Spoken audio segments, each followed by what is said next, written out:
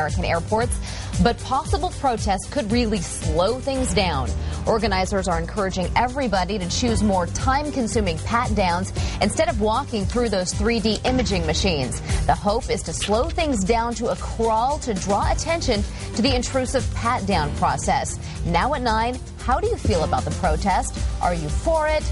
Or do you think it's lame for people to slow down other travelers who are simply trying to fly? You know, the thing for me is I don't mind the fact that people want to protest. I believe if you disagree with something, you've got to get your voice heard. I mean, our country is built on many protests that help form the way we live today. But you know, to impact other travelers who are simply trying to get to grandma's house, and they're going to have to deal with possibly long lines and long waits, maybe even missing flights. I mean, that's just too bad that this protest is going to have an impact on people who really don't want anything to do with it. They just want to go somewhere. Yeah, but I mean, what's the flip side of that? They protest on a different day and impact other people. I mean, they're trying to make the most noise, I guess you would say, and the way you do that is to do it on the busiest travel day of the year, or one of. So, you know, people are pretty much split on this. Some people really don't mind going through the screening process, don't have a problem with it. Others do. And again, you're impacting so many innocent people on Thanksgiving who just want to get to the grandma's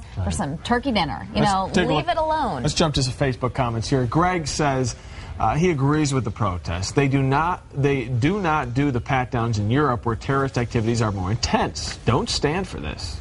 Connie Clatton says otherwise. From working in the airline business for many years, I know how tough it is for people to rebook on flights if they miss them at the holiday season. It is a shame that protesters would ruin others' holidays. If they don't like it, don't fly. And Dennis Chesney says people are trying to get home to see family. Please give them a break.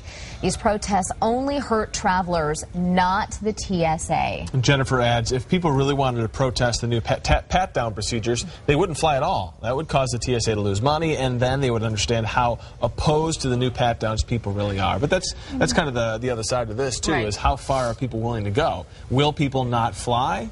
Or will they just kind of put up a stink and do it? I am just so glad that I don't have to fly anywhere. Right. In the meantime, till they get everything sorted out. ABC just did a recent poll. They said that they found 2/3 of Americans support the use of the full-body X-ray scanners, but fewer than half of them back the pat-downs, which is perhaps the most controversial part, especially with the stories we've been talking about and buzzing about here on Now at 9 the last few days. Right. Hannah writes, protests lead to awareness, which can lead to social and policy change. I'm partial to the pat-downs, but if it's going to keep us safe, then by all means do it. So on the one side, she's saying protests are great, it's part of what we do here. On the other side, she's saying that she thinks the pat-downs might be necessary. All right, well, we'll have to see what happens, right?